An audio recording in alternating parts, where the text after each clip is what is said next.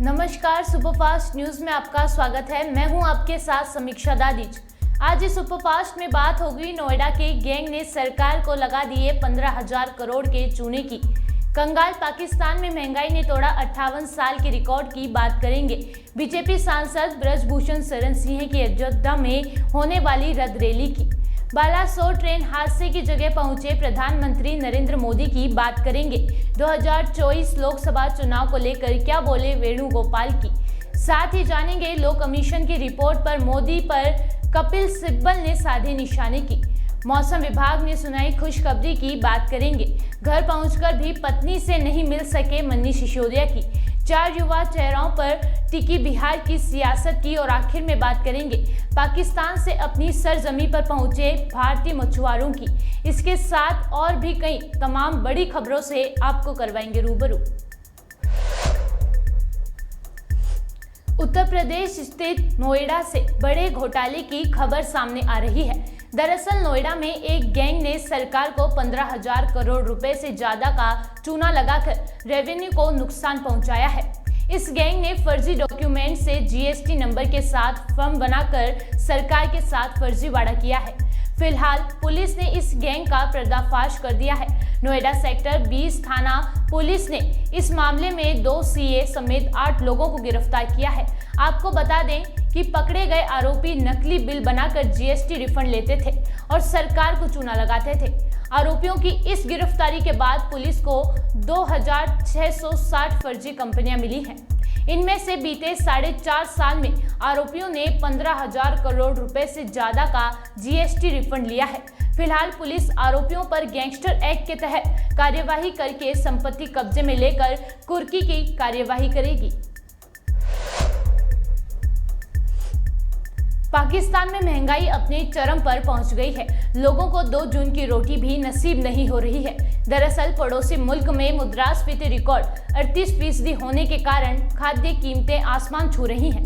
पाकिस्तान के उपभोक्ता मूल्य सूचकांक सीपीआई आधारित मुद्रास्फीति की दर मई 2023 में साल दर साल के आधार पर रिकॉर्ड 38% तक पहुंच गई है। ये दर जुलाई 1965 के बाद सबसे अधिक है। भारतीय जनता पार्टी सांसद ब्रजभूषण शरण सिंह और पहलवानों के बीच की जंग लगातार जारी है। यौन शोषण जैसे गंभीर आरोपों में घिरे ब्रजभूषण शरण सिंह ने शुक्रवार को ऐलान किया है कि अयोध्या में होने वाली जन चेतना रैली स्थगित की जा रही है।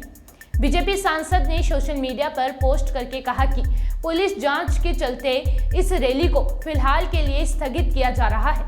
डब्ल्यूएफआई के पूर्व अध्यक्ष और भाजपा सांसद ब्रजभूषण शरण सिंह ने घोषणा की कि 5 जून को होने वाली जन चेतना महारैली अयोध्या चलो को कुछ दिनों के लिए स्थगित किया जा रहा है। उन्होंने कहा कि पुलिस जांच चल रही है और सुप्रीम कोर्ट के गंभीर निर्देशों का सम्मान करते हुए ये निर्णय लिया गया है। गौरतलब है कि भारतीय जनता पार्टी सांसद ब्रजभूषण शरण सिंह ने 5 जून को अयोध्या में जन चेतना महारैली का ऐलान किया था।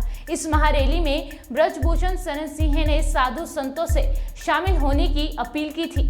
पहलवानों के लगाए गंभीर आरोपों के बीच ब्रजभूषण शरण सिंह ने अयोध्या से अपना दमखम दिखाने की योजना बनाई थी। प्रधानमंत्री नरेंद्र मोदी बालासोर ट्रेन हादसे की जगह पहुंचे हैं। उनके साथ मौके पर केंद्रीय रेल मंत्री अश्विनी वैष्णव भी हैं।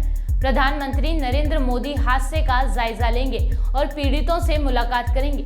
इससे पहले उन्होंने सुबह आपातकालीन बैठक बुलाई थी। हादसे की जगह का जायजा लेने के लिए बाद में पीएम मोदी कटक जाएंगे, जहां वे घायलों से मुलाकात करेंगे। पीएम मोदी के साथ मौके पर केंद्रीय रेल मंत्री अश्विनी वैष्णव, धर्मेंद्र प्रधान मौजूद हैं। इससे पहले हादसे वाली जगह पर सीएम ममता बनर्जी भी पहुंची थी, जहां उनकी मुलाकात केंद्रीय रेल मंत्री से भी हुई थी।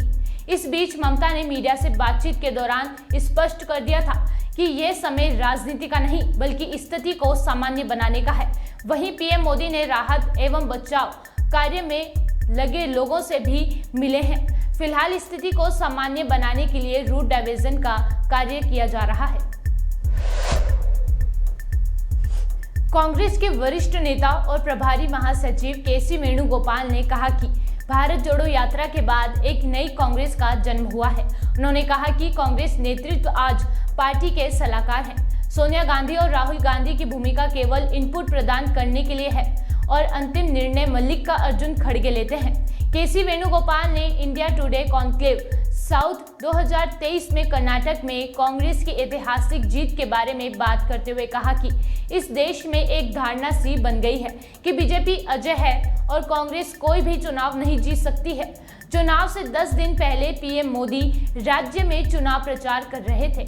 ऐसे में सब टेलीविजन चैनल पीएम मोदी के रोड शो, उनकी जनसभाओं के बारे में बात कर रहे थे। कांग्रेस को टीवी पर कोई जगह नहीं मिली थी, लेकिन इसके बावजूद हम जीत गए। देशद्रोह कानून पर लॉ कमीशन की रिपोर्ट को लेकर सियासी संग्राम जारी है। दरअसल लॉ कमीशन ने कहा कि देशद्रोह कानून जरूरी, सजा भी बढ़ाई जानी चाहिए। ऐसे में लॉ कमीशन की रिपोर्ट पर कपिल सिब्बल भड़क गए। क्या कुछ बोले, सुनिए।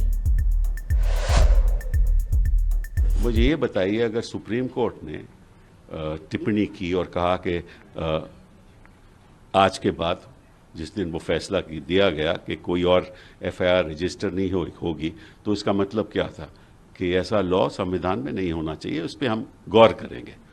मतलब कि सुप्रीम कोर्ट के जज इस पे गौर करेंगे। लॉ कमीशन कहती है कि इसको और सख्त बनाना चाहिए, मतलब कि लाइफ इम्प्रिजनमेंट, उम्र कैद तो रहनी चाहिए, 3 साल से सजा की 7 साल हो जाने चाहिए और फाइन रहना चाहिए। तो मुझे लगता है कि सरकार ने लॉ कमीशन को कमीशन किया है कि ऐसा आप कानून, ऐसा आप प्रपोजल भेजो, तो ऐसी आप रिकमेंडेशन भेजो। ये बड़ी दुख की बात है, क्योंकि सरकार और स्टेट में अंतर होता है।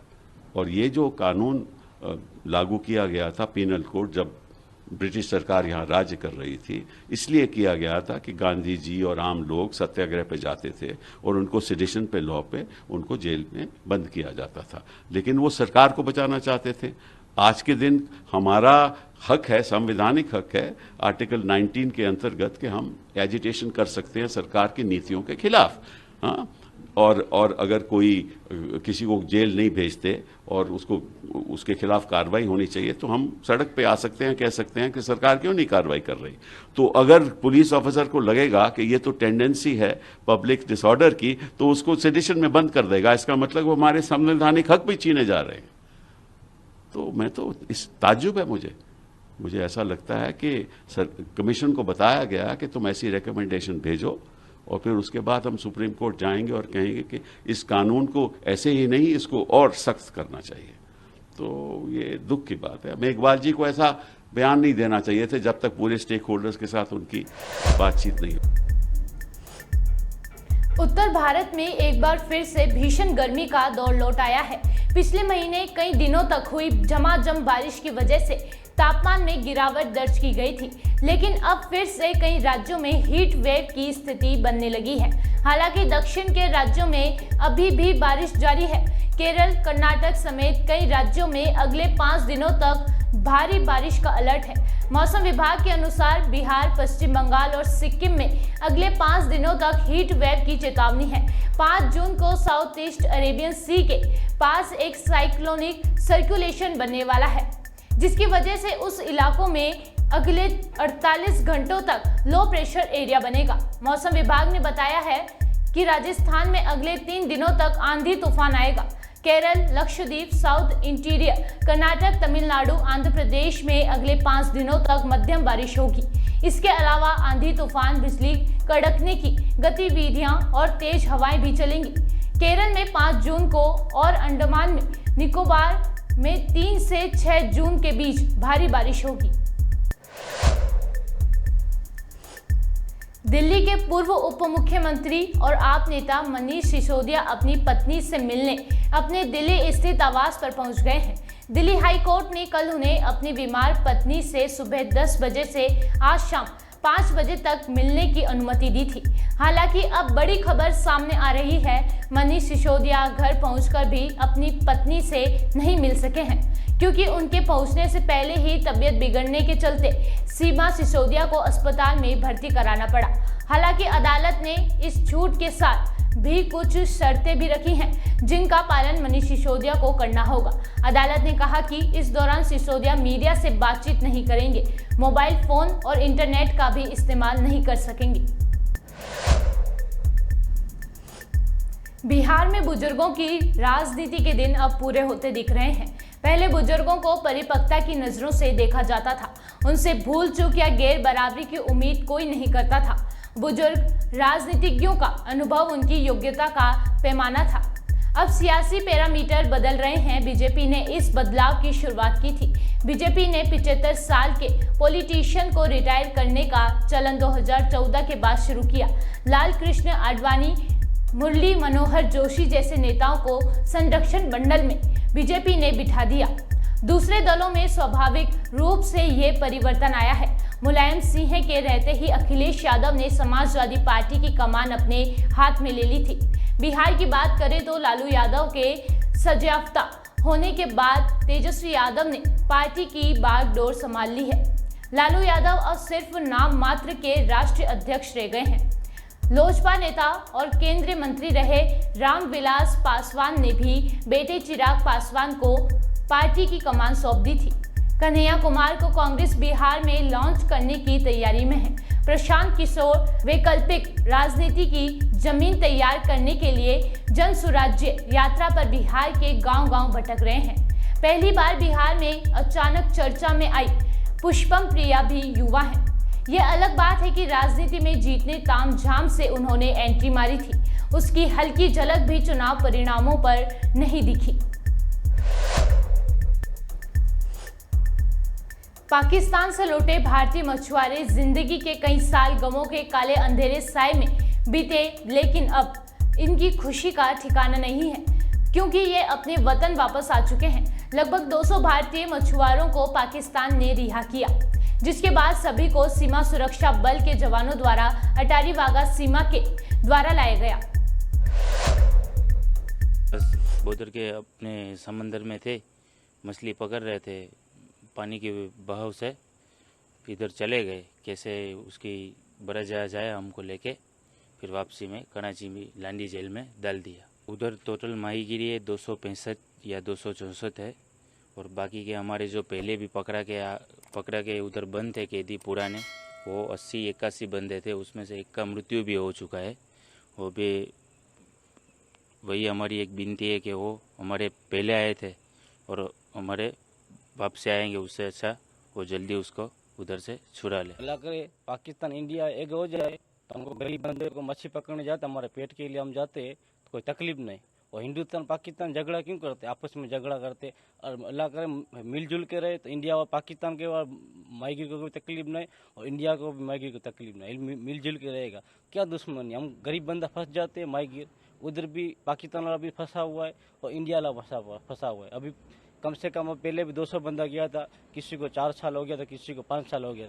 हमारा 4-5 साल हो जाएगा ज़िंदगी को, तो हमारा ज़िंदगी का क्या पूरा ख़त्म हो जाएगा। और हमारा परिवार भी पीछे, बच्चे, माँ बाप भाई सब परेशान होगा।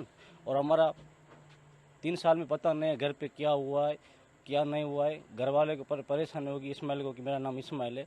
घर वाले को परेशानी होगी इस्माइल को क्या हुआ नहीं हुआ है, और उसको भी मेरे को परेशान है घर पे कुछ हो गया नहीं हुआ है। माँ तो माँ होती है, उसको भी तकलीफ होगी। अल्लाह करे कि पाकिस्तान इंडिया एक हो जाए तो दोनों मुल्क में मायगी को तकलीफ। हम कहेंगे कि वो नाजायज सज़ा भुगत रहे हैं, उन लोगों को जल्द से जल्द रिहाई करे। और वो लोग जो हमसे पहले थे 82 बंदे थे, 82 बंदे, वो लोग अब जो हमसे पहले वाले वो फंसे हुए अभी तक, बेचारे बहुत रो रहे थे हमको देख के। बोला यार हमारा भी परिवार है, हमको भी घर ले जाओ। बोला किसी को बोलना उधर जाके कि हमको इधर से निकाले। तुम लोग हमारे पीछे आए थे और हमसे पहले जा रहे हो। 80 बंदे उधर और फंसे पड़े हुए।